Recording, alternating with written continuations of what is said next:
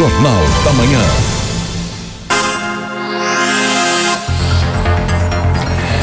Agora são 5h59. Repita. 5h59, bom dia. Começa agora o Jornal da Manhã para todo o Brasil pela Rede Jovem Pan. E também já estamos ao vivo com imagens na internet, YouTube, Facebook e pelo streaming do nosso site. Kalina Sabino. Olá, Kalina. Bom dia, meu amigo Tiago. Bom dia a todos os nossos ouvintes e espectadores. Finalmente chegou a sexta-feira, dia 8 de novembro. Que maravilha, né? E a sexta-feira chegou com nuvens aqui na capital paulista, mas o sol deve dar as caras ao longo do dia. A previsão é que também em alguns pontos possa chover. Agora faz 19 graus e a máxima é de 25. Vamos aos destaques de hoje. O STF derruba a prisão de condenados em segunda instância por 6 votos a 5. O julgamento mudou a posição anterior e definiu que a prisão só valerá após o trânsito em julgado quando não houver chance de recursos. Decisão não será aplicada automaticamente para a Justiça brasileira. Cada juiz deverá analisar individualmente a situação de cada preso, avaliando os que devem ser soltos e os que podem ter a prisão preventiva decretada. A defesa de Lula vai pedir ainda hoje a soltura do ex-presidente. O CNJ alertou que a decisão do STF pode levar para a sua cerca de 5 mil presos que foram detidos após a condenação em segunda instância. Procuradores da Lava Jato admitem que decisão do Supremo vai impactar diretamente nos resultados da operação. Em nota, os membros da Força Tarefa destacam que a mudança de entendimento vai favorecer a impunidade e vai contra o sentimento da população brasileira.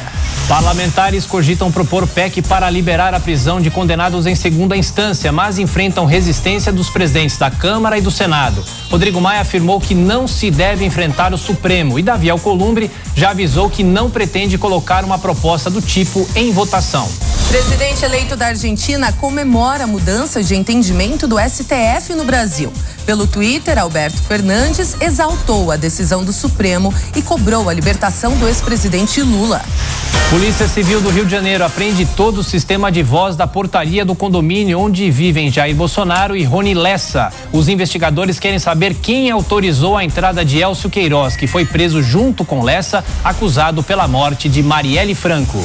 Ministro da Economia culpa o regime de partilha pelo baixo interesse internacional em leilões do pré-sal. Para Paulo Guedes, os resultados dessa semana foram extraordinários, mas poderiam ter sido ainda melhores. Começa hoje uma nova etapa dos saques de até R$500 do FGTS. Os recursos estarão disponíveis para quem não tem conta na Caixa Econômica Federal e nasceu nos meses de abril e maio. Brasil acaba com tradição na ONU e apoia embargo norte-americano a Cuba. Foi a primeira vez que o país não repudiou a barreira comercial, que só teve mais 2 apoios: Estados Unidos e Israel. Terremoto provoca mortes e dezenas de feridos no Irã. Um tremor de magnitude 5,9 atingiu na manhã desta sexta-feira região nordeste do país, com estragos mais significativos em aldeias rurais. Flamengo faz 1-0 no Botafogo e mantém vantagem de 8 pontos na liderança do Brasileirão. Também nesta quinta-feira, o São Paulo perdeu por 2-0 para o Fluminense. Grêmio venceu o CSA por 2-1 e o Ceará fez 2-0 no Inter. 6h03. Repita. 6h03. A liberação da mineração em terras indígenas encontra resistência no Congresso Nacional. Direto para Brasília, aqui na Jovem Pan, Levi Guimarães. Bom, daqui a pouquinho o Levi traz essa informação. Ontem foi um dia agitado no Congresso Nacional e agitado em Brasília por causa da decisão após a condenação em segunda instância. Enquanto isso, um outro destaque falando sobre as manchas de óleo. A Marinha vai intensificar a ação para conter as manchas no litoral do Brasil. Camila Yunis. A Marinha deve aumentar o efetivo para conter o avanço do óleo no Nordeste e ajudar na limpeza das praias. No total, 2.000 homens da corporação já se somam aos 5.000 militares do Exército, mas o número pode ser ampliado.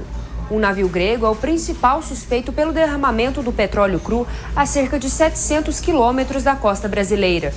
Em audiência na Câmara, o contra-almirante Alexandre Rabelo classificou o trabalho de contenção e a pesquisa sobre a origem do produto como fundamentais. Continuaremos a levantar dados que nos permitam a levantar a questão da origem e também dos responsáveis.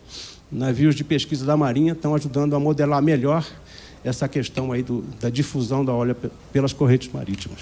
O contra-almirante Alexandre Rabelo acrescenta que um efetivo específico vai permanecer no arquipélago de Abrolhos, no sul da Bahia.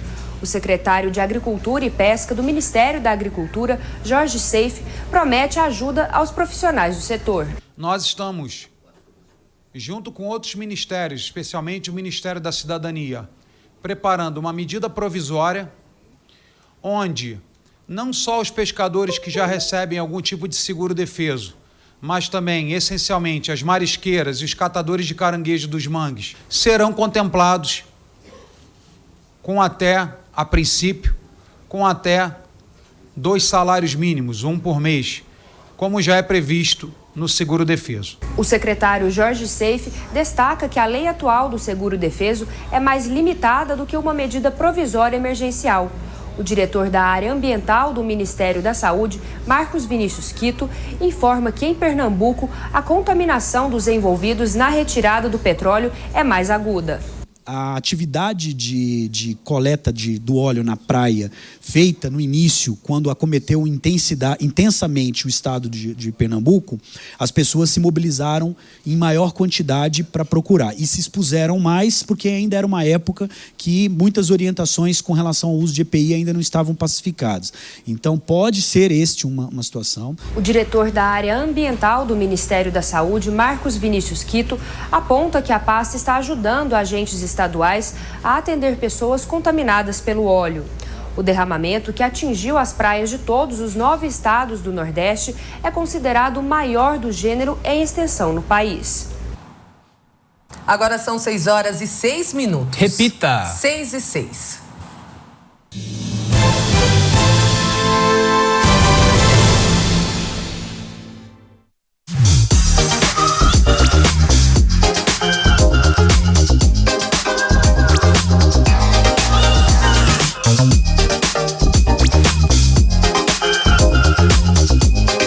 Olha, e um outro destaque, falando sobre a violência, não só no Rio de Janeiro, mas também aqui em São Paulo, uma informação que foi divulgada ontem, a atriz Alessandra Negrini foi assaltada na Avenida Consolação, aqui em São Paulo. Ela estava dentro de um táxi quando o veículo foi cercado por 4 homens, sendo que um deles estava armado. O crime começou quando um deles bateu no vidro do lado do taxista e pediu os celulares dele e da passageira, que era a atriz.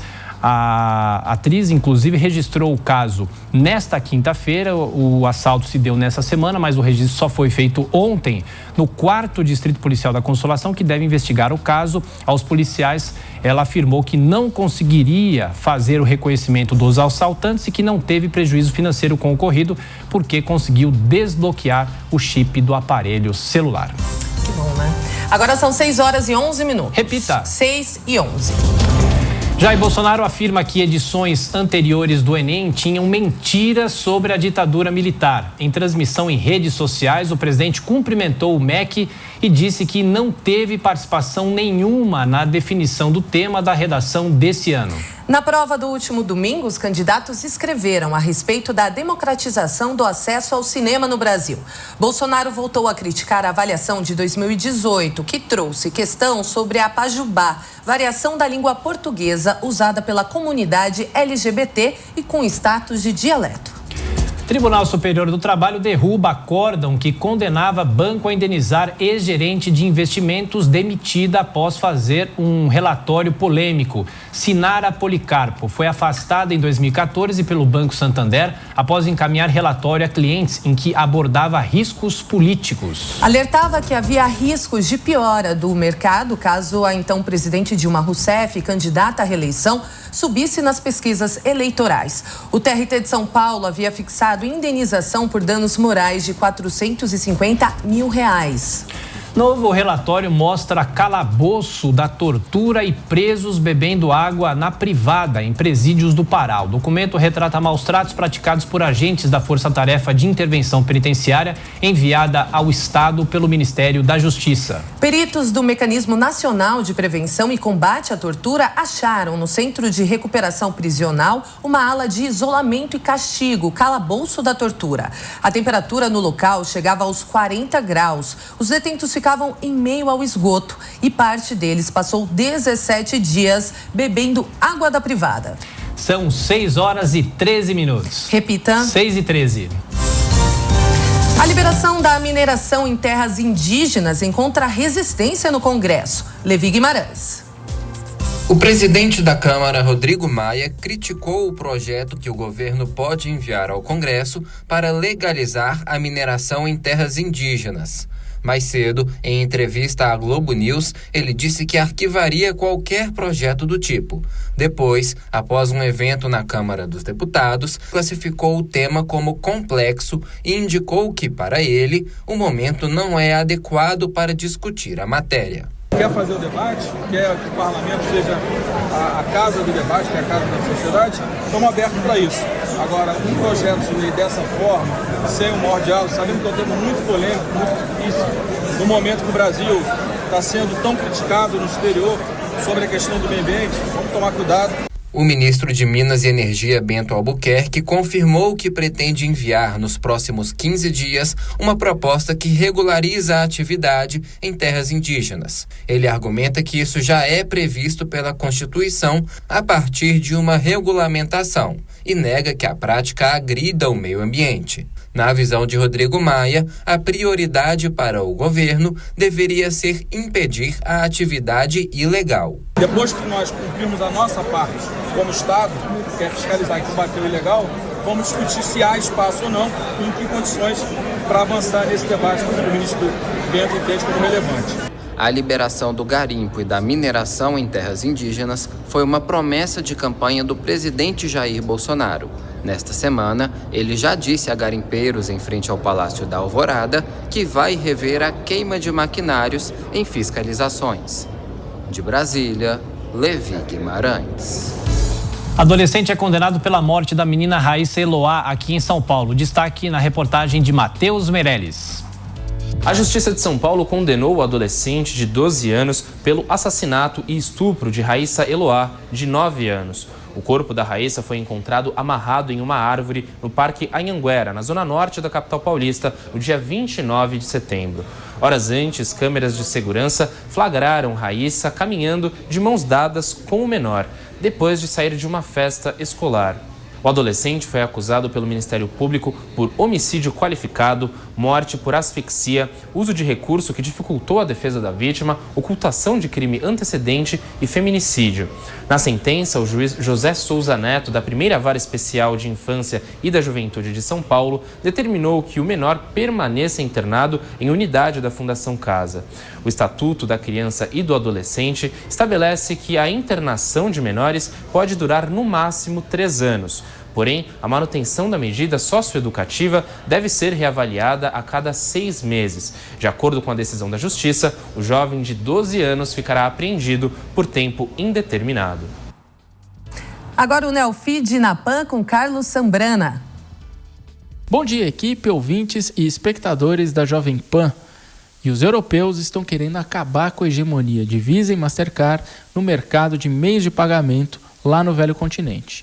De acordo com uma reportagem da agência de notícias AFP, cerca de 20 bancos da zona do euro, de países como Itália, França, Espanha, Portugal, Alemanha, entre outros países, se uniram com o apoio do Banco Central Europeu para criar a bandeira Pepsi. Isso mesmo, igual o refrigerante, só que é uma sigla para Pan-European Payment System Initiative.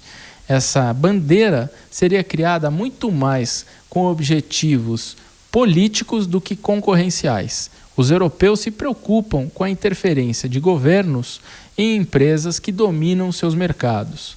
Um exemplo clássico é o exemplo do que aconteceu com a Rússia em 2014, quando ela invadiu a Crimeia, na Ucrânia.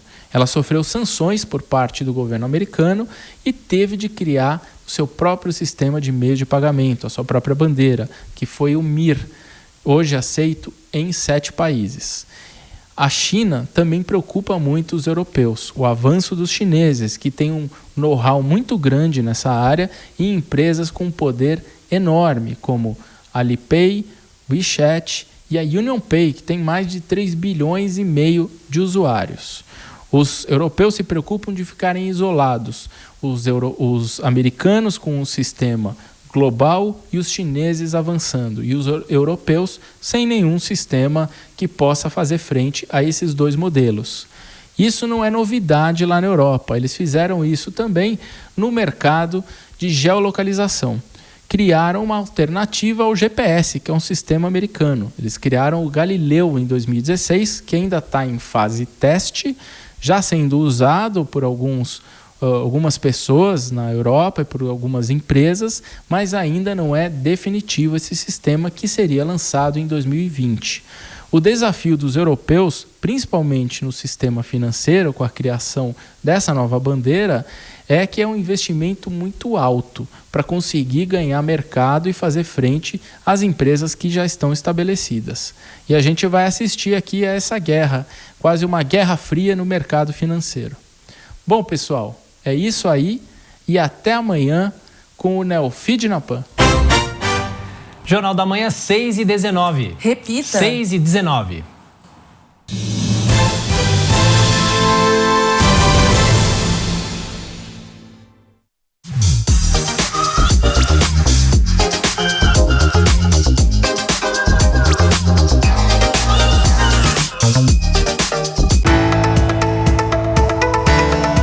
Trabalho com automobilismo há 33 anos e sou jurado dos principais prêmios da indústria automotiva que escolhem o carro do ano em diversas categorias, melhor design, tecnologia e até mesmo as melhores criações das agências de publicidade do mundo digital.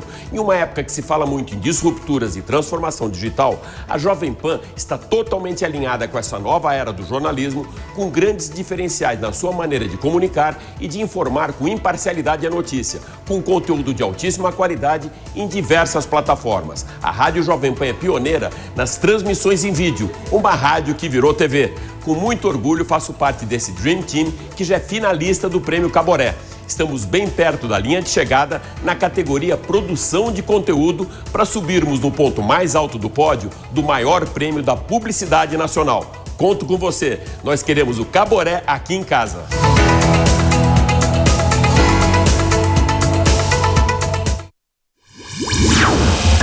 Quer ser uma pessoa bem informada? Eu tenho uma novidade para você. Agora você pode receber todo o conteúdo exclusivo da Jovem Pan diretamente na sua caixa de e-mail. Assine nossa nova newsletter e tenha acesso ao melhor conteúdo de política, economia, esportes e entretenimento diariamente às 10 horas da manhã, logo após o Jornal da Manhã.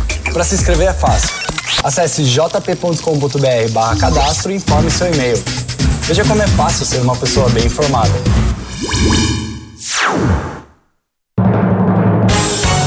Emissoras brasileiras da Rádio Pan-Americana.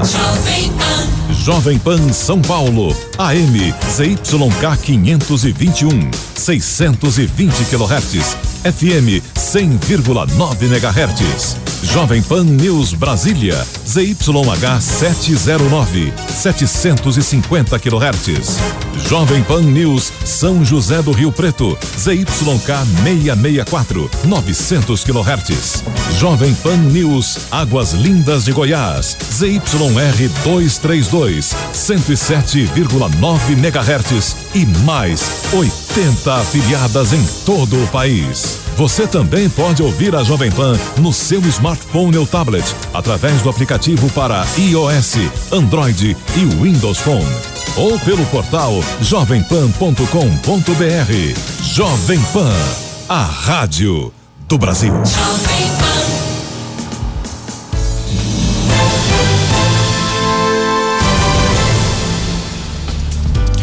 Um destaque internacional: as autoridades de saúde da Espanha estão em alerta. O Hospital Ramon Cajal, em Madrid, diagnosticou um homem jovem que não tinha viajado para as zonas de risco como o primeiro caso de dengue por transmissão sexual registrado na Europa.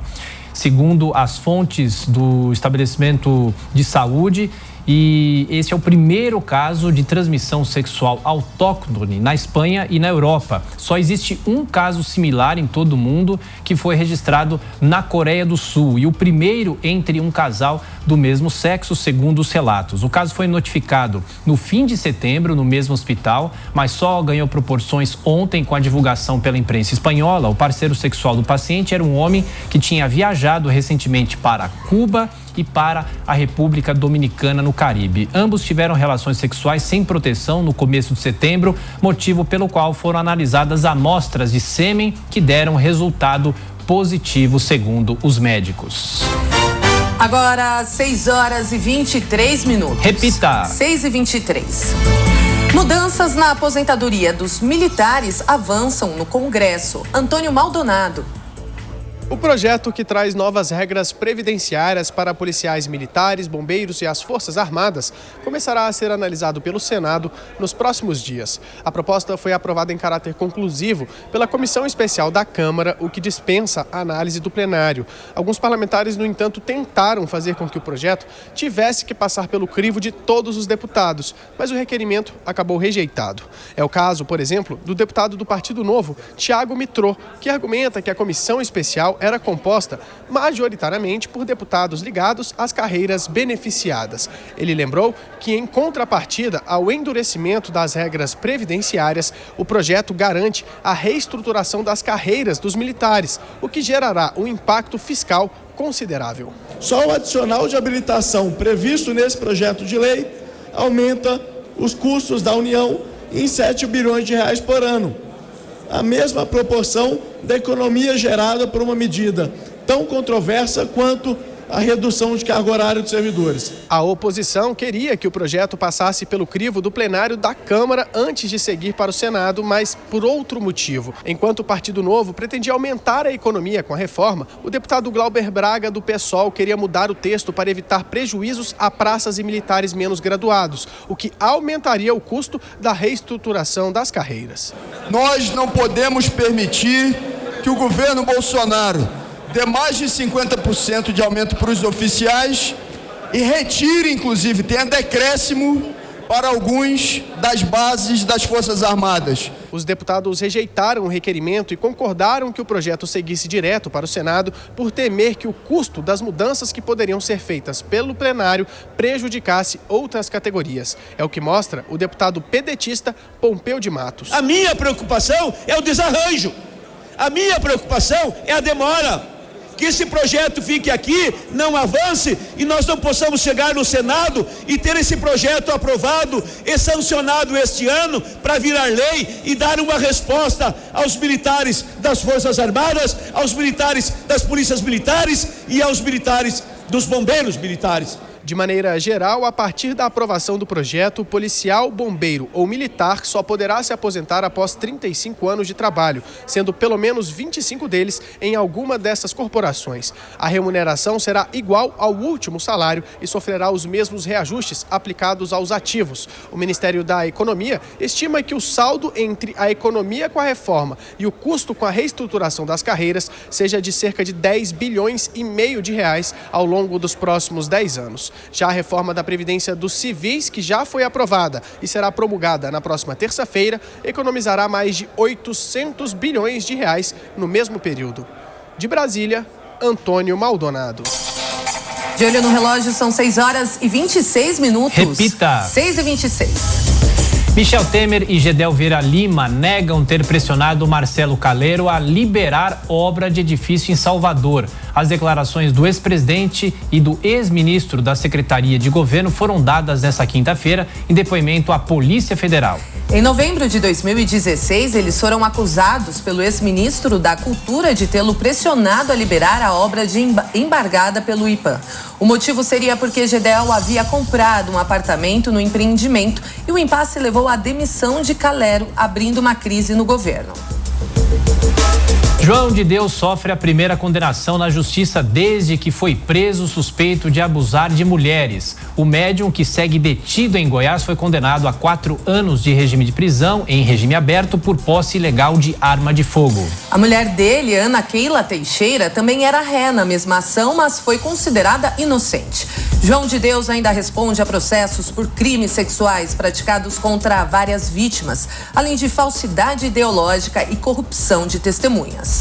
Gilmar Mendes nega liberdade a Dário Messer, o doleiro dos doleiros preso pela Lava Jato. Com a prisão decretada desde maio de 2018 na Operação Câmbio Desligo, Messer foi detido em julho em São Paulo. Ele é acusado de liderar uma rede de câmbio paralelo que movimentou mais de 1 bilhão e 600 milhões de dólares em 52 países. Na decisão, o ministro Gilmar Mendes, do STF, afirmou não haver constrangimento ilegal que indicasse necessidade de liminar para soltar o suspeito. 4 brasileiras foram eleitas nas eleições municipais dessa semana em Massachusetts, nos Estados Unidos. 3 delas garantiram vagas como vereadoras e uma como integrante do Conselho Escolar. Elas são nascidas no Brasil, em Minas Gerais e Goiás, e foram ainda crianças para aquele país. Massachusetts é o estado com maior concentração de brasileiros, 350 mil. Conselho Nacional de Educação amplia prazo para a formação de professores e estabelece foco em atividades práticas. As novas diretrizes aprovadas nesta quinta-feira estabelecem o mínimo de 4 anos para graduações de licenciaturas e pedagogia contra os 3 anos atuais. Também estipulam um conjunto de competências que se espera de um professor formado, do âmbito dos conhecimentos, práticas e engajamento profissionais. A resolução do CNE segue agora para a homologação do ministro da Educação, Abraham Weintraub. Vendas de materiais de construção aumentam 2,8% em outubro na comparação anual. Subiram 1,2% em relação a setembro, segundo a Associação Brasileira da Indústria de Materiais de Construção.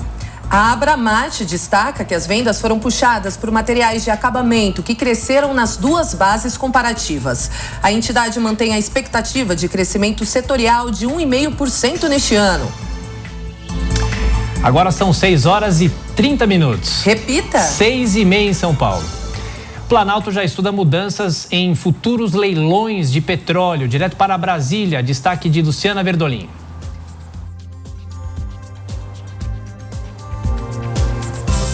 Bom, em relação, ainda falando sobre o petróleo, lembrando que anteontem o leilão teve o arremate de 2 das 4 áreas e ontem o governo mais uma vez voltou a fazer um leilão do petróleo. Destaque de Brasília, Luciana Verdolim.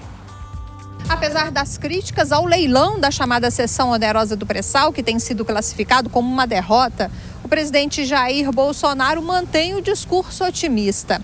Aqui dentro do governo, a avaliação é que será preciso mudar as regras para os próximos leilões, como, por exemplo, abandonar o sistema de partilha e voltar para o regime de concessão. O presidente evita entrar em detalhes. Ressalta que o Brasil terá que pensar em novas fontes de energia, que o petróleo está perdendo espaço, mas mantém o discurso de que o leilão, na verdade, foi um sucesso. Arrecadou menos, porque metade das áreas tiveram ofertas. Segundo a nossa equipe, o ministro da Minas e Energia, o próprio Paulo Guedes, foi o maior leilão do mundo até o momento. Então foi bem. Não adianta você ter petróleo embaixo da terra e não ter como explorá-lo. Durante a live semanal das quintas-feiras, o presidente Jair Bolsonaro também rebateu críticas à proposta do governo de fusão dos pequenos municípios. Ele lembrou que essa é uma proposta e que ainda precisa ser aprovada pelo Congresso Nacional. Lembrou, no entanto, que há situações que precisam sim ser discutidas, que o governo não pretende simplesmente acabar com os pequenos municípios, mas que não se pode continuar aceitando prefeituras que tenham como única fonte de receita os repasses do FPM, do Fundo de Participação. Segundo Bolsonaro, eles precisam voltar a ser distritos. O presidente ainda lembrou que no domingo é a segunda fase do Enem, do Exame Nacional do Ensino Médio. Ele elogiou a prova da semana passada, rebateu críticas de que faltaram perguntas sobre a ditadura, por exemplo, e afirmou que o tema da redação, que foi a democratização do cinema, foi ok, mas que para os próximos anos ele acredita que os temas poderão ser questões mais concretas ou científicas. De Brasília, Luciana Verdolim. Jornal da Manhã, 6h32. Repita. 6 horas e 32 minutos. Oi, publicitários lindos e maravilhosos que todos os dias chegam na agência ouvindo o Morning Show, que eu sei, que participam das nossas hashtags diariamente, que ouvem o Jornal da Manhã, acompanham as transmissões esportivas do esporte. E a gente tá precisando do seu voto, hein? No Caboré, olha que poder. A gente tá na categoria Melhor Veículo e também Criador de Conteúdo. Vota na PAN, no Caboré.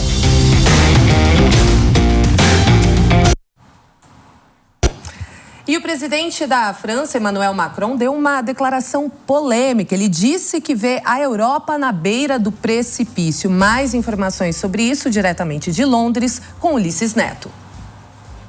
Bom dia a todos que acompanham o Jornal da Manhã. Aqui em Londres, 9 horas mais 33 minutos, e a sexta-feira começa por aqui, né, bastante, com aquela famosa neblina londrina, um fog neblino, muito frio na capital da Inglaterra, 2 graus de temperatura em Westminster neste momento. E antes até de falar do presidente Emmanuel Macron, só um destaque que aqui no norte do país, no norte inglês, as chuvas intensas das últimas horas têm causado alagamentos e muitos transtornos para a população. Na cidade de Sheffield, por exemplo, um shopping virou abrigo para centenas de moradores locais que ficaram ilhados, não conseguiam voltar para casa e tiveram que passar a noite por lá.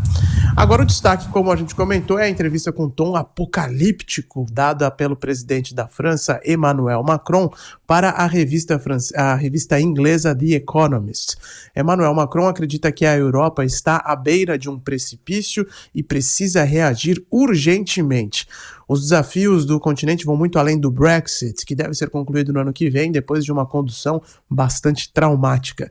Para o chefe do Eliseu, o bloco europeu precisa aprofundar sua atuação política em detrimento dos debates comerciais e burocráticos. O ponto de Macron é que hoje a Europa está sozinha e não pode mais contar com a proteção militar dos Estados Unidos, por exemplo. Ele acredita que a OTAN já sofreu uma espécie de morte cerebral. A aliança militar não teria mais a capacidade de mobilizar seus filiados. Por isso, Macron insiste tanto há vários meses na necessidade de criar forças armadas europeias. Seria uma forma de integrar ainda mais os 27 países que integram o bloco e manter uma soberania que o francês considera essencial. No meio do caminho estão também as atuações estratégicas conjuntas em áreas como tecnologia e mudanças climáticas, como insiste o presidente da França, e nessa mesma entrevista ele defendeu ainda que o bloco mergulhe na realpolitik e seja cada vez mais pragmático nas suas relações com a Rússia. Macron tem recebido o Vladimir Putin em diversas ocasiões, tem tentado diálogo com o chefe do Kremlin, porque ele acredita que isolar o líder russo neste momento não seria proveitoso nem para a Europa, nem para a estabilidade do Ocidente. O presidente da França demonstra um estadismo exacerbado desde que chegou ao comando do Palácio do Eliseu. Até agora ele não conseguiu convencer sequer a sua própria população. Difícil acreditar que esse tom alarmista do momento reverbere muito além das margens do Rio Sena. Ulisses, rapidamente uma pergunta. Tem a ver com o Brexit, esse momento em que ele dá essa declaração? Sem dúvida, viu, Thiago? Porque o Brexit é só um dos desafios da União Europeia, né? O presidente Emmanuel Macron foi eleito com uma agenda de fortalecer o bloco. A França é um dos sócios fundadores ao lado da Alemanha, e o Brexit demonstra um risco para o bloco, sim, porque no final das contas é um dos principais países da região se desfiliando, decidindo seguir seu caminho sozinho, ou seja, vai muito contra os planos de Emmanuel Macron de integrar cada vez mais a Europa e manter o continente unido para fazer frente às outras potências ao redor do mundo. Ulisses Neto, o microfone Jovem Pan na Europa, que volta sempre ao longo da programação da Jovem Pan. Agora 6 horas e 37 minutos. Repita. 6h37.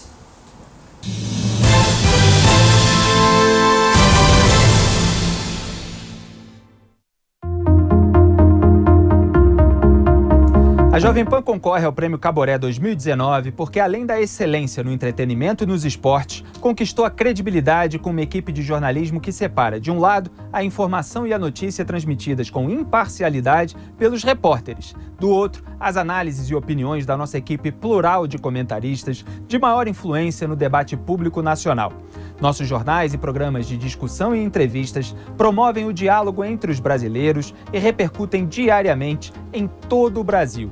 Eu, Felipe Moura Brasil, diretor de jornalismo da Jovem Pan, também apresento o programa Os Pingos nos Is, líder absoluto de audiência entre todas as emissoras de rádio e também na internet. Com dinamismo e alegria, contextualizando e explicando os fatos, inserimos também o público jovem no universo político-cultural, despertando o interesse geral pelos rumos do país. Vote Jovem Pan no Prêmio Caboré 2019, um prêmio ao conteúdo opinativo, corajoso, informativo e inovador. Saúde. Meu cabelo. Doutora Ana Karina. Vamos começar hoje falando de um tema de cabelo que os meus pacientes pedem muito. Falar um pouquinho de suplementação. O que seria suplementação? É só vitamina para o cabelo? Não. É todo tipo de suplementação que a gente pode fazer. Aí cabem vitaminas, cabem minerais, cabem aminoácidos. Hoje, a moda, o momento, é a suplementação para cabelo de vitamina D. Por que a vitamina D para o cabelo? Onde que ela entra agindo no ciclo capilar? A vitamina D, ela entra no ciclo de crescimento, no ciclo metabólico do cabelo, que é o ciclo do folículo piloso, tá? Ela entra organizando o crescimento do cabelo na fase mediana e adulta, que é a fase em que o cabelo ganha massa, em que ele ganha espessura, ganha comprimento. Essa é a ação básica da vitamina D. Eu tenho recomendado aos meus pacientes 20 minutos sem protetor solar, 20 minutos de exposição diária no sol, que é das 8 às 10 da manhã ou após as 3 da tarde. Isso é suficiente para a suplementação de D do cabelo. Se não conseguir fazer isso, tomar 1000 gotinhas de vitamina D a cada 2 dias. Ou seja, dia sim, dia não. 1000 gotinhas de vitamina D vão ser suficientes para suprir a necessidade do teu cabelo nessa fase de crescimento, tá? Cabe isso a homens, mulheres, crianças, jovens, adultos, idosos, qualquer idade, fica a dica. Se quiserem mais contato, mais informações sobre o tema, fiquem à vontade, a doutora Ana Karina, @jovempan.com.br.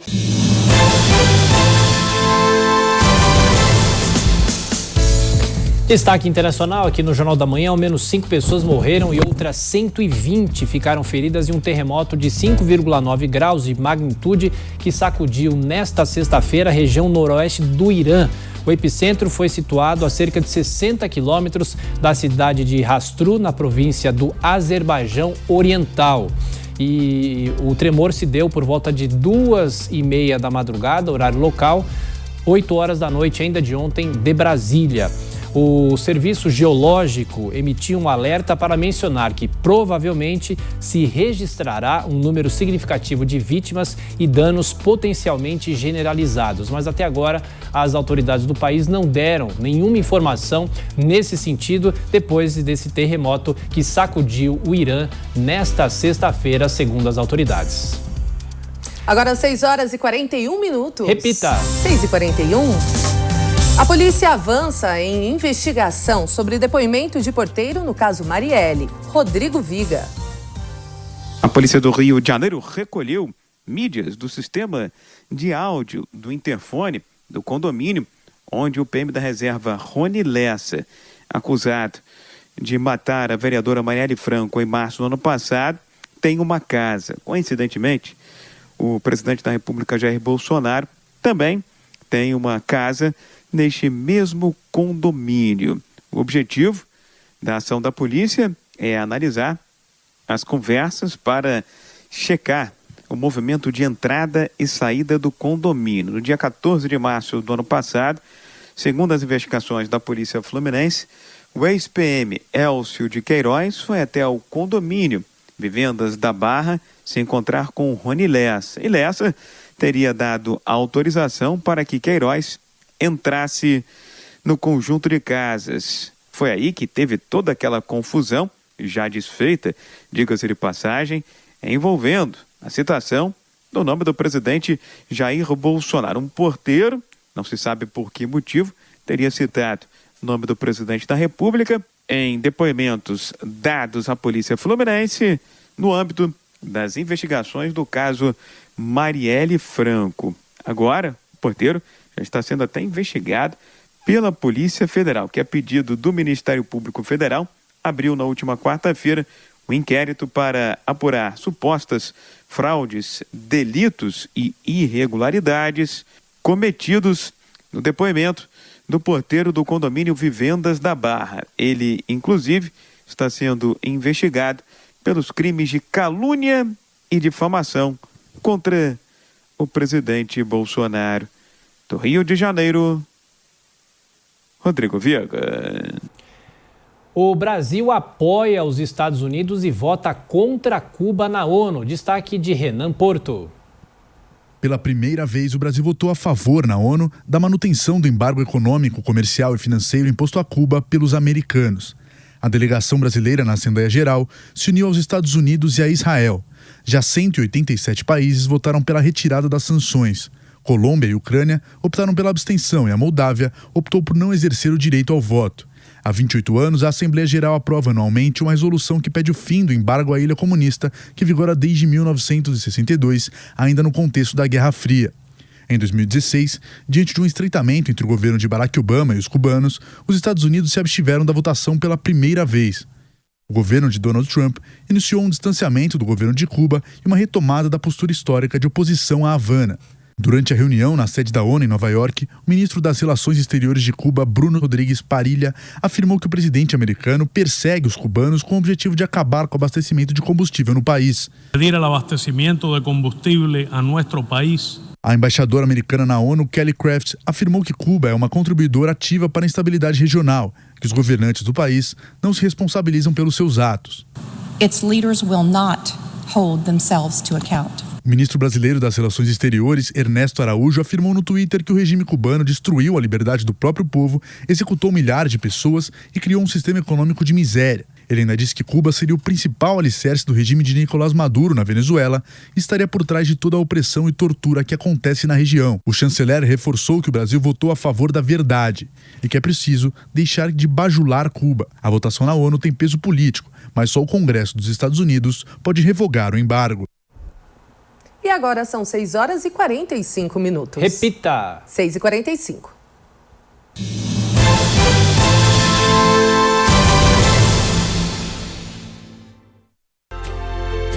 Viena é uma das mais belas capitais da Europa. A história aqui está preservada e viva. Tanto nos lugares clássicos, museus e palácios, como também nas ruas da cidade. O Palácio Belvedere acolhe a belíssima Galeria da Áustria. Ela apresenta a maior coleção de arte no país, com destaque para as obras-primas de Schiele e Klimt. Este é o grandioso Palácio de Hofburg, centro do poder e residência da família imperial durante 600 anos. Com uma história de sofisticação e glamour, a cidade, que já foi capital da monarquia de Habsburgo, sempre foi referência nas artes e arquitetura. Mas foi além. Se transformou em um inesquecível destino de luxo. Elegante, Viena exibe com orgulho a herança dos antigos imperadores. Passeando pelo primeiro distrito, encontramos o novo e sofisticado centro de compras. Este é o Golden Quarter, o endereço das grifes internacionais e das exclusivas marcas austríacas. Foi aqui que conhecemos a simpática estilista americana Lucy, que criou o primeiro tour de compras em Viena. Ela nos apresentou a Lobmeier, lendária fornecedora dos fabulosos lustres de cristal dos palácios da dinastia de Habsburg. It's world-renowned Austrian glass and chandelier producers. It's a family business. It's been going on for decades. It's still family-run. Luminárias, cristais, porcelanas, espelhos e obras de arte que até provocam vertigem. They have crystal chandeliers all over the world, including the Metropolitan Opera House in New York City, where I'm from. There's nothing more beautiful than having a piece of Lobmeier glassware in your home. A mistura única de arte, tradições imperiais e arquitetura inigualável deixa o gostinho de quero mais a quem vem conhecer este país encantador. Filho não tem manual, mas bem que podia. Eu sou Thiago Tamborini, psicólogo, especializado em comportamento de crianças e adolescentes, e te convido a conhecer o Manual do Filho. Toda terça-feira, um episódio novo desse podcast Jovem Pan, que você ouve em jp.com.br/podcasts ou na sua plataforma de podcast preferida. Manual do Filho.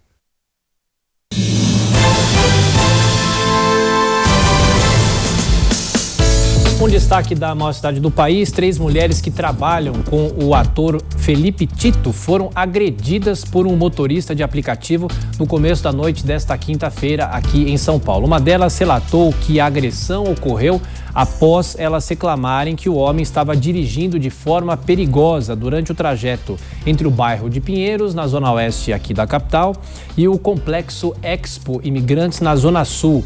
O incidente se deu por volta de 6h40 da tarde de ontem.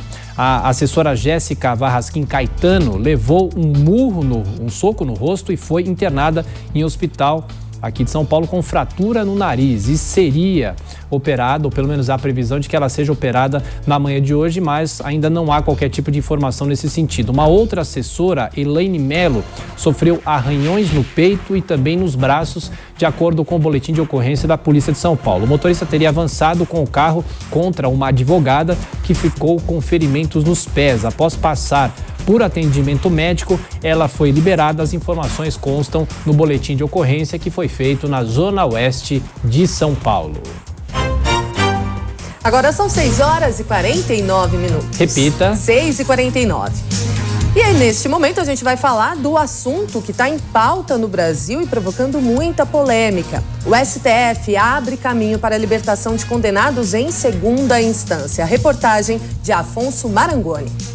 Após o Supremo Tribunal Federal derrubar a prisão de condenados em segunda instância, a defesa do ex-presidente Lula vai apresentar hoje um pedido de soltura imediata do petista. Por 6 votos a 5, os ministros mudaram o entendimento que vigorava desde 2016 de que o cumprimento antecipado da pena não viola a presunção de inocência. Agora, a prisão deverá ocorrer somente após o chamado trânsito em julgado, que é quando não há mais possibilidade de se recorrer da decisão. O Supremo começou a julgar a prisão após condenação em segunda instância no dia 17 de outubro. A ministra Carmen Lúcia foi a primeira a votar nesta quinta-feira e destacou que é mínimo o percentual de mudanças em condenações confirmadas na segunda instância. Não seria razoável partir de uma presunção de que uma sentença confirmada por um tribunal, por um órgão colegiado, também fosse desacertada. Qualquer magistrado de segundo, terceiro ou quarto grau de jurisdição sabe que é mínimo percentual de reformas em decisões condenatórias. O ministro Gilmar Mendes disse que o caso Lula contaminou o debate. Nós discutimos muito essa questão da segunda instância, tendo como pano de fundo o caso Lula. E o caso Lula, de alguma forma, contaminou todo esse debate, tendo em vista essa politização. E isso acabou não sendo bom para um debate racional. Este caso Lula é um caso para estudo, porque, de fato, mostrou como o sistema funciona mal. O decano, o ministro Celso de Mello, afirmou que os julgamentos da Corte não podem ser influenciados por juízos paralelos da opinião pública. Esse julgamento refere-se ao exame de um direito fundamental, que traduz relevantíssima conquista histórica da cidadania em face do Estado. Sempre combatido esse direito fundamental por regimes despóticos e contestado por mentes autoritárias. Com o voto de Celso de Mello, o placar estava em 5-5. Quem desempatou, formando maioria para derrubar a possibilidade de execução provisória da pena, foi o presidente do Supremo, o ministro Dias Toffoli. Voto pela procedência das ações diretas de constitucionalidade. Toffoli também falou sobre uma possível soltura do ex-presidente Lula. Então não é esse Supremo Tribunal Federal que estará decidindo eventual. Própria Força Tarefa de Curitiba assim já requereu a juíza local que, em razão de uma decisão anterior do Supremo que proibiu a transferência, encaminhou o pedido para cá, que chegou ao ministro Luiz Edson Fachin.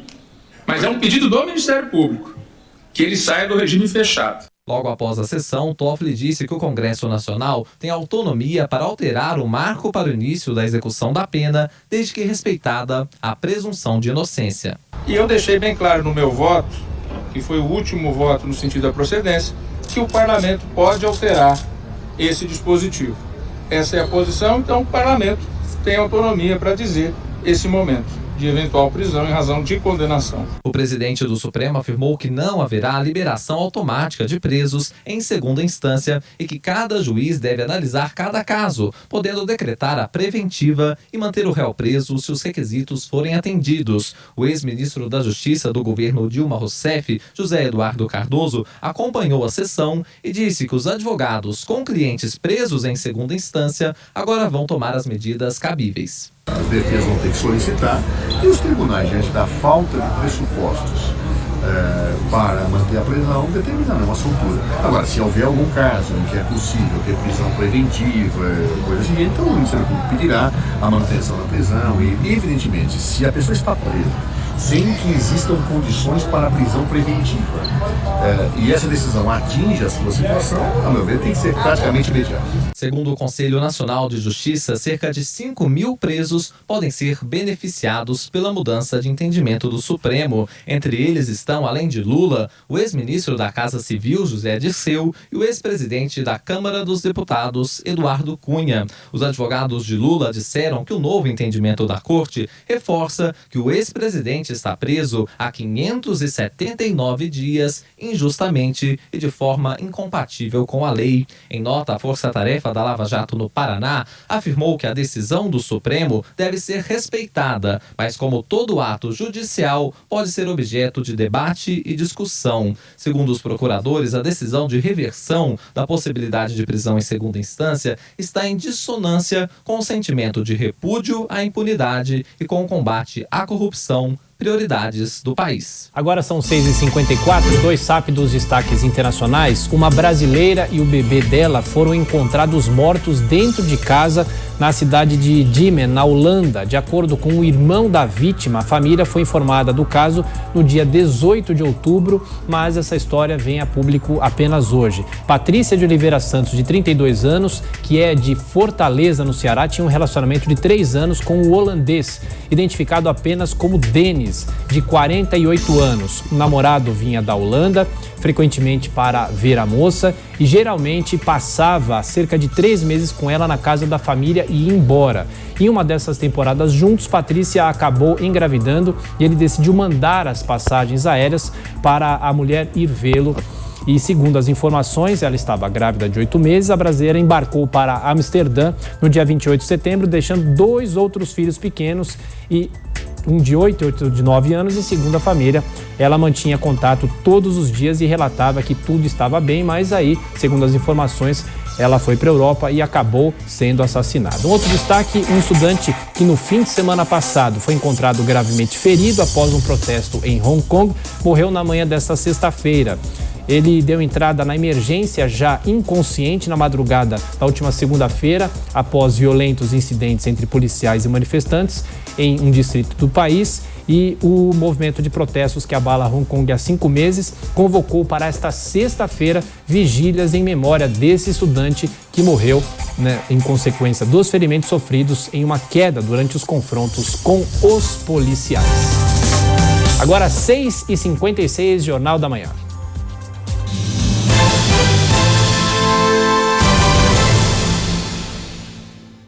Filho não tem manual, mas bem que podia. Eu sou Thiago Tamborini, psicólogo, especializado em comportamento de crianças e adolescentes, e te convido a conhecer o Manual do Filho. Toda terça-feira, um episódio novo desse podcast Jovem Pan, que você ouve em jp.com.br/podcasts ou na sua plataforma de podcast preferida. Manual do Filho. Emissoras brasileiras da Rádio Pan-Americana. Jovem Pan São Paulo, AM ZYK 521, 620 kHz. FM 100,9 MHz. Jovem Pan News Brasília, ZYH 709, 750 kHz. Jovem Pan News São José do Rio Preto, ZYK 664, 900 kHz. Jovem Pan News Águas Lindas de Goiás, ZYR 232, 107,9 MHz e mais 80 afiliadas em todo o país. Você também pode ouvir a Jovem Pan no seu smartphone ou tablet, através do aplicativo para iOS, Android e Windows Phone. Ou pelo portal jovempan.com.br. Jovem Pan, a rádio do Brasil.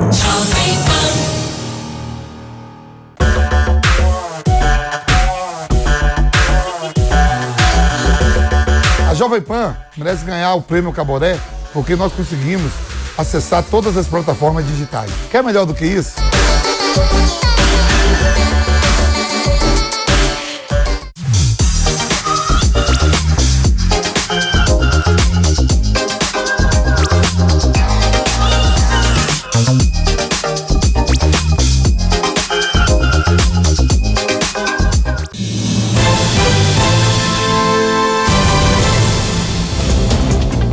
O governo do Tocantins decidiu fazer novas mudanças na estrutura da Polícia Civil, que passa por intervenções desde o começo desse ano. Entre as alterações está a transferência de todos os delegados que cuidavam dessas investigações sobre casos de corrupção envolvendo autoridades do Executivo e também do Legislativo. Há, desde o começo do ano, uma enxurrada de denúncias envolvendo todos os poderes. A medida foi publicada no Diário Oficial já do Estado. Estão na lista nomes como o de Guilherme Rocha, responsável pela Operação Catarse, sobre funcionários fantasmas do governo, e Bruno Boaventura, que comandava a regional de Araguaína durante a abertura das investigações sobre o escândalo do lixo hospitalar e passou pela segunda transferência, segundo as informações das autoridades do Tocantins. Agora são 7 horas em ponto. Repita. 7 horas. Aos poucos, o Supremo Tribunal Federal deixa de ser exclusivamente uma corte constitucional. Cada vez mais questões criminais ganham espaço na agenda da Suprema Corte. O aumento mais acentuado de casos ocorreu em 2016 e 2017, segundo pesquisa da FGV. O trabalho concluiu que em 2017, cerca de 56% das decisões colegiadas do STF foram de natureza penal. Caso do Rio Grande do Sul ilustra dificuldades financeiras dos estados. Aproxima-se o prazo de pagamento do 13º salário e o governo gaúcho ainda não equacionou o problema. Para lembrar as dificuldades, basta lembrar que o governo estadual ainda deve parte do 13º de 2018. Nos últimos 3 anos, o pagamento do abono de Natal foi parcelado. Temporada de cruzeiros marítimos na costa brasileira vai até sexta-feira santa, 20 de abril de 2020. Os agentes de viagem contam com 2 feriados, 15 de novembro e a Páscoa em 12 de abril, para ajudar nas vendas. Os roteiros de viagem são procurados no verão todo, com destaque para os períodos de Natal e Ano Novo. 7 transatlânticos estão operando na costa brasileira, com bases no Rio Santos e Itajaí, esta última cidade em Santa Catarina, para atrair viajantes do sul. O STJ condena beneficiários do uso indevido de terras por quase 40 anos a indenizar herdeiros por danos morais. Terceira turma reconheceu que sucessivas manobras dos ocupantes, que incluíram até o uso de procuração falsa, evitaram que os verdadeiros donos usufruíssem da área. Dessa forma, fixou em R$100 mil o valor a ser pago a cada herdeiro a título de danos morais. Os danos materiais pelo uso indevido da área de 1.500 hectares deverão ser calculados na fase de liquidação. Venda de 3 bilhões de dólares em títulos do mercado externo demonstra interesse do governo em mudar o perfil da dívida pública. 500 milhões de dólares com prazo de 10 anos renderão, melhor dizendo, 3,8% ao ano. 2,5 bilhões de dólares com prazo de 20 anos pagarão mais, 4,9% ao ano. Ao mesmo tempo, o Tesouro recompra títulos antigos que pagavam juros maiores, aproveitando a queda das taxas. O Supremo Tribunal Federal derruba o sigilo de gastos da Presidência da República. Em plenário virtual, os ministros da Corte decidiram que o decreto-lei de 1967, que determinava o segredo, é inconstitucional. A decisão, por 6 votos a 5, inclui também os gastos com cartões corporativos. A ação foi protocolada em 2008 pelo PPS, que, à época, afirmou que o sigilo, princípio de publicidade e administração pública. Setores que exportam veem com preocupação ruídos políticos entre Brasil e a Argentina. O presidente Jair Bolsonaro e o presidente eleito Alberto Fernandes têm trocado farpas e empresários temem o mal-estar pode se refletir nos negócios entre os dois países. A Argentina é um importante mercado para produtos industriais brasileiros, como automóveis. A Anfávia sugere que os dois países encontrem um caminho de bom senso, sem ideologia. Sinal dos tempos. Jornal New York Times informa que tem mais assinantes digitais do que em papel. Contabiliza 4.900.000 assinantes, dos quais 4 milhões da versão digital do jornal. No terceiro trimestre, o contingente de assinantes digitais aumentou em 250 mil. Mesmo assim, o New York Times informa que seu lucro diminuiu. Ministro Marco Aurélio Mello, do STF, criticou advogados que se dirigiram a integrantes da corte, chamando-os de vocês. Advogados que faziam a sustentação oral da tribuna se corrigiram na hora, reafirmando o tratamento de vossas excelências. O ministro Marco Aurélio não se fez de rogado e cobrou do presidente da sessão o tratamento adequado. Há de se observar a liturgia do cargo, justificou. A Febraban aponta aumento da competitividade bancária com pequena redução da participação dos bancos oficiais na oferta dos financiamentos. Entre pessoas físicas, Caixa e Banco do Brasil encerraram o ano passado com 48,16% do estoque, redução de mais de 3,5% do total de 2016. Os 3 maiores bancos privados do país, na mesma base de comparação, elevaram a participação em 2,7%. Segundo o Banco Central, na África do Sul, Austrália, Chile e México, a participação dos 5 maiores bancos nos empréstimos é superior à brasileira.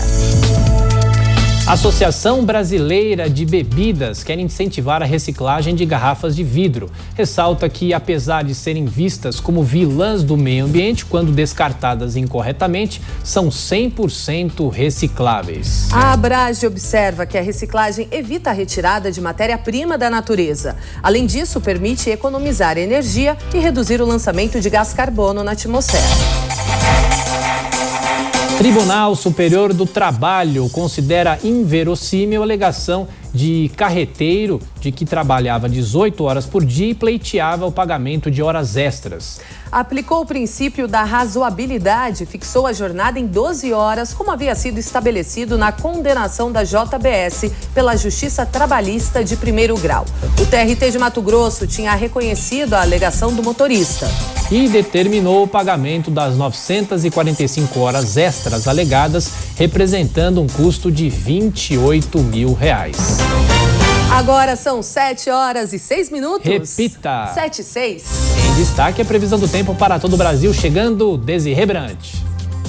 Oi, Thiago, muito bom dia. A semana termina com o céu carregado no estado de São Paulo. Hoje tem previsão de chuva forte em vários pontos, mas principalmente em toda a faixa leste, o que inclui a capital paulista, litoral, Vale do Ribeira e Vale do Paraíba também. Quanto à temperatura, hoje na capital paulista a máxima não passa dos 23 graus. Amanhã, sábado, o sol aparece em alguns momentos do dia e a máxima fica em torno dos 25 graus. E atenção, vai chover ao longo de todo o fim de semana. E entre o final do domingo e começo da semana que vem, essa chuva se torna ainda mais pesada na faixa leste do estado por causa da passagem de uma frente fria. Quer saber mais da previsão para sua cidade e para todo o Brasil? Então acesse tempoagora.com.br. Desirê Brant da Somar Meteorologia. É com vocês nos estúdios da Jovem Pan. Aqui nos novos estúdios do Jornal da Manhã, 7 horas e 7 minutos. Repita. 7 e 7.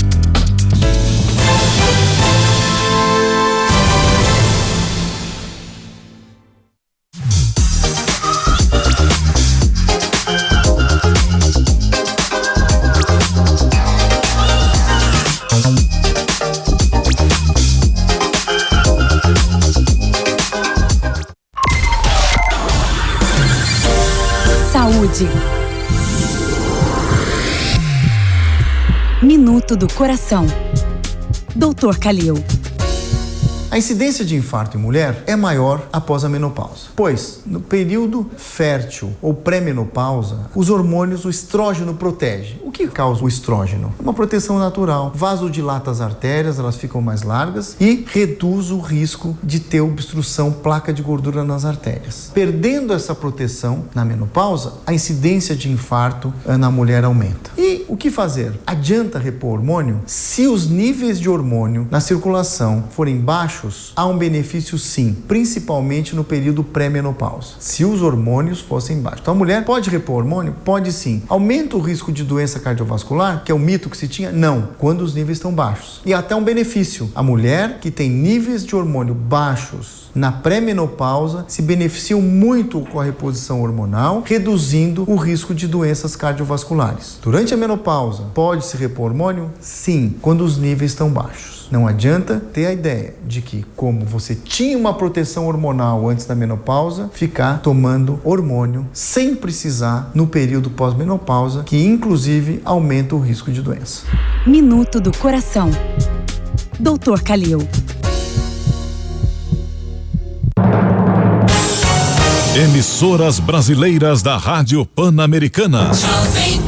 Jovem Pan São Paulo, AM ZYK 521, 620 kHz, FM 100,9 MHz. Jovem Pan News Brasília, ZYH 709, 750 kHz.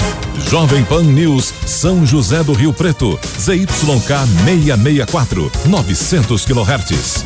Jovem Pan News Águas Lindas de Goiás, ZYR 232, 107,9 MHz e mais 80 afiliadas em todo o país. Você também pode ouvir a Jovem Pan no seu smartphone ou tablet, através do aplicativo para iOS, Android e Windows Phone. Ou pelo portal jovempan.com.br. Jovem Pan, a rádio do Brasil.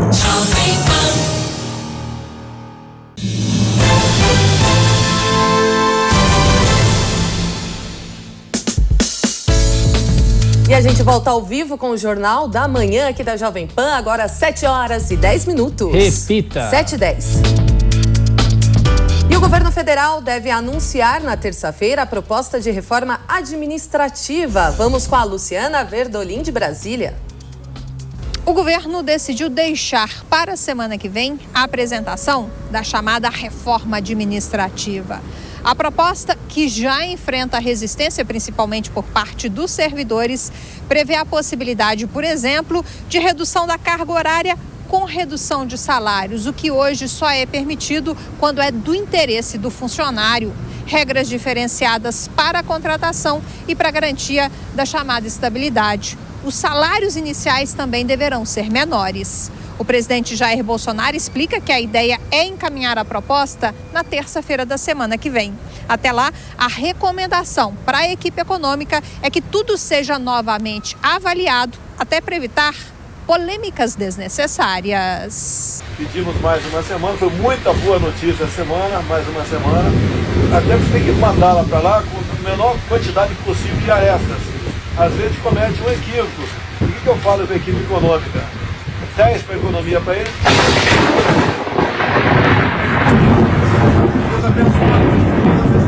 De vez em quando, eu peço para tirar a mão da grade aqui, dá uma zebra no raio aí. Para quem acompanha aqui a Jovem Pan por imagem, dá para ver que o presidente Jair Bolsonaro se assustou com um raio e decidiu encerrar a coletiva quando a chuva aumentou. Em cerca de 2 horas ontem, choveu aqui no Distrito Federal mais do que choveu durante todo o mês de outubro, o que acabou complicando a vida do brasiliense, que sofreu com ruas inundadas, árvores caídas, casas destelhadas e falta de energia. Ontem também o presidente Jair Bolsonaro anunciou o nome do dramaturgo Roberto Alvim para a Secretaria de Cultura. Ele é do Centro de Artes Cênicas da Funarte e é considerado alinhado à política do governo atual. Ele vai substituir Ricardo Braga, que foi exonerado essa semana depois de apenas 2 meses no cargo. Assim como fiz com todos os ministros, e os ministros fazem com seu secretário, logicamente seguindo uma diretriz, o Roberto Alvim vai ter carta branca aí para fazer com que as pessoas adequadas integrem a Secretaria de Cultura daqui para frente. O governo anunciou também que a Secretaria de Cultura vai deixar o Ministério da Cidadania e, a partir de agora, será subordinada ao Ministério do Turismo. A justificativa é que a cultura é um dos principais atrativos turísticos do país, responsável por grande parte da movimentação de visitantes nacionais e internacionais. De Brasília, Luciana Verdolim. Olha, mas se o tempo está ruim em Brasília, pelo menos o presidente da Câmara afirma que não tem tempo ruim no Congresso Nacional e ele promete se empenhar pela aprovação do novo pacote de reformas do governo federal. O deputado Rodrigo Maia afirmou ao jornal Folha de São Paulo que vai se esforçar tanto ou até mais do que na tramitação da reforma da Previdência já aprovada.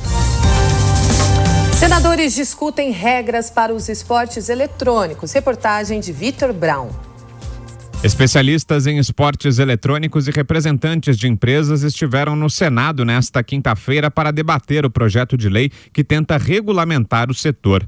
O texto, de autoria do senador Roberto Rocha, do PSDB, prevê que esportes, quando praticados de modo profissional, teriam que seguir regras nacionais e internacionais aceitas pelas entidades responsáveis. A senadora Leila Barros, do PSB, que propôs a audiência pública, questiona a eficácia da regulamentação do setor. Não significa, entretanto, que é o melhor caminho para o futuro desse segmento. Até porque, sem que tenha havido uma regulamentação legal, o setor vem evoluindo de forma expressiva e evidente no país. O projeto de lei foi aprovado em julho pela Comissão de Educação, Cultura e Esporte, mas teve que voltar ao colegiado para que seja analisada uma emenda apresentada em plenário. O senador Stevenson Valentim, do Podemos, reconheceu a importância do mercado de esportes, mas fez críticas. Eu conheço alguns jogos, senadora Leila, que o jogador tem prazer em bater no policial no jogo. Não bate na vida real, mas vai bater no videogame. Tem o prazer de bater nas mulheres. Mas o diretor executivo da BBL e Esportes, Léo de Biasi, reiterou que não há nenhuma ligação comprovada entre os jogos eletrônicos e casos de violência. Uma das questões que falam é realmente que alguns títulos são violentos, né, que poderiam causar distúrbios para os nossos jovens e para os nossos jogadores, mas a gente tem uma comprovação já de diversos estudos, de diversas matérias, que mostram que realmente nada foi comprovado nesse ponto. Nada realmente que levasse ou linkasse a qualquer massacre ou qualquer infelicidade que nós tivemos na nossa sociedade. Mais uma audiência pública sobre o tema está marcada para o dia 21 de novembro. De olho no relógio, são 7h15. Repita. 7h15. O presidente do Chile estuda medidas para a manutenção da ordem pública e contra atos de vandalismo. Destaque da repórter Camila Yunis. Nesta quinta-feira, o presidente do Chile, Sebastián Piñera, afirmou que vai ser mais rígido com manifestantes que cometerem vandalismo. Ele pretende enviar ao Congresso uma série de medidas para manter a ordem pública. O projeto visa aumentar as penas para crimes de saque e vandalismo cometidos durante protestos. A punição será maior se o acusado estiver usando máscara ou outros objetos que escondam a própria identidade. Uma das medidas para identificar as pessoas que cometerem atos de vandalismo será a utilização de drones de vigilância aérea. Também será intensificado o serviço de coleta de informações pelo setor de inteligência da polícia.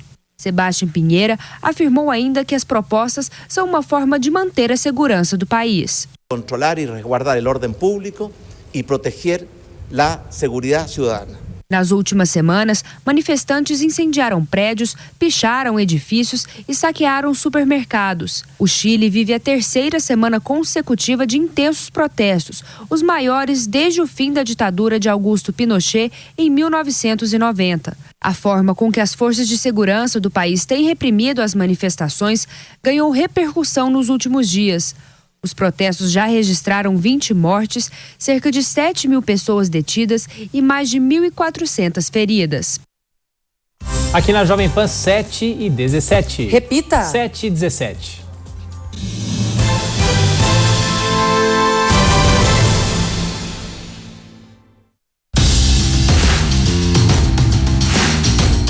Oi, publicitários lindos e maravilhosos que todos os dias chegam na agência ouvindo o Morning Show que eu sei, que participam das nossas hashtags diariamente, que ouvem o Jornal da Manhã, acompanham as transmissões esportivas do esporte, terminam o dia discutindo política com Vera Magalhães, Felipe Moura Brasil, Augusto Nunes e tantos outros. Eu sei que você é, sim, ouvinte e que também assiste a Jovem Pan no YouTube. E a gente tá precisando do seu voto, hein? No Caboré. Olha que poder. Quero abrir essa gaiola louca. Quero o voto de vocês. A gente tá na categoria Melhor Veículo e também Criador de Conteúdo. Vai lá, vota na Pan, no Caboré.